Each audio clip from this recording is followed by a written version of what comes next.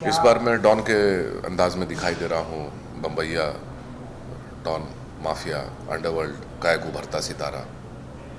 उस रोल में आप मुझे देखेंगे। ये इस तरह का ये वाला डॉन का किरदार तो पहली बार मैं कर रहा हूँ, बॉम्बे डॉन। हाँ हाँ, इसके पहले मैंने किया है, भौकाल में किया था मैंने, based on a true story. वो शौकीन था, वो मुजफ्फरनगर यूपी का डॉन था। मगर ये बॉम्बे का डॉन मैं पहली बार प्ले कर रहा हूँ। तो मैं पहले भी कहा था कि फिल्म तो अपना नसीब लेके आती है, वो कितना चलती है नहीं चलती है वो किसी के हाथ में नहीं होता। लेकिन एक चीज़ तो गारंटीड है कि ये फिल्म, इसकी कहानी, इसका स्क्रीन प्ले जो है वो डेफिनेटली एक केस स्टडी बनेगा फिल्म स्टूडेंट्स के लिए। जिस तरीके से इसका स्क्रीन प्ले, इस तरीके का नयापन है इस कहानी में, आई थिंक। बाकी तो एक कमर्शियल फिल्म को जब आप प्रमोट कर रहे होते हो तो उसमें आपको ये करनी होती है कि कौन डॉन बनेगा, डॉन की कहानी है ये, वो नहीं है। ये फिल्म जो है वो एक मुंबई की एक ऐसी रात की कहानी है जिसमें कुछ ऐसे हादसे होते हैं, कई ऐसे हादसे होते हैं जो यहाँ के अंडरवर्ल्ड और सिस्टम और पुलिस सबको हिला के रख देते हैं। किसी को समझ में नहीं आता है कि ये कौन कर रहा है, क्या कर रहा है। ये उस एक रात की कहानी है। अच्छा एक्सपीरियंस होता है। अच्छा स्टार कास्ट हो, अच्छे एक्टर्स हों तो ऑटोमेटिकली आपका मोरल अपलिफ्ट हो जाता है। आपको लगता है कि आप बहुत अच्छा काम कर सकते हैं क्योंकि आपके इर्द गिर्द अच्छे लोग हैं, अच्छे एक्टर्स हैं, तो एक अच्छी फीलिंग आती है। फिल्म में तो बहुत सारे डॉन्स अच्छे लगे हैं। अमिताभ बच्चन ने पहला जो डॉन बना था वो अभी तक दिमाग में छपा है।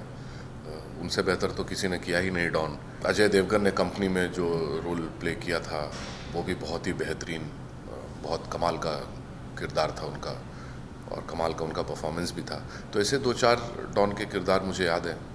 और सबसे फ़नी बात यह है कि मेरे पास जब इस कहानी को लेके एक ऑफ़र आई थी तो जैसे हमारा जो काम देखते हैं अक्षय, वो बताते हैं कि एक ये है, एक सो एंड सो है, एक ये है, एक वो है, और एक ये है, तो एक रात की कहानी है। उनका एक रात की कहानी है मतलब 35-40 रातें जो है वो करनी पड़ेगी। मैंने 1-2 बार 3 बार ये किया है। आदमी एक भूत की पिक्चर में कर रहा था, उसमें 40 रातें आदमी खुद भूत बन जाता है वो 40 रातों में।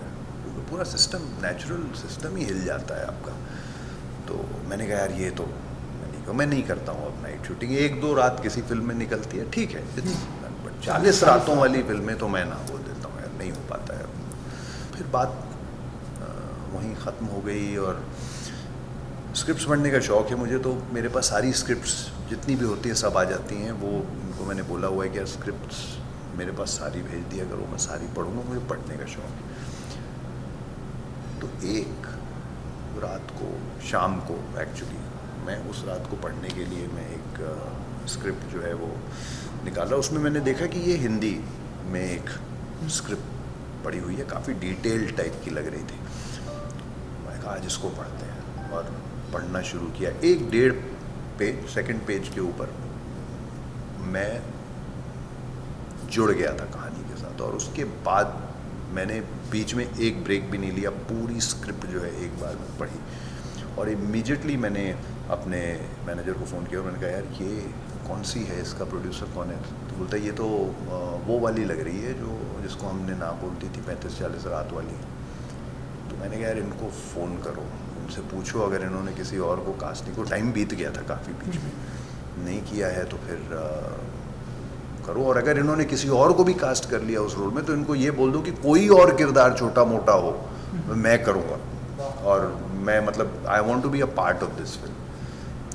सो लकीली हमारी किस्मत थी कि अगले दिन उन्होंने बोला कि नहीं, हमने उस रोल के लिए नहीं किसी को फाइनलाइज किया है। मैंने इमीडिएटली बोला, मैंने कहा भाई आप ये ऑन करो, मैं आई एम ऑन।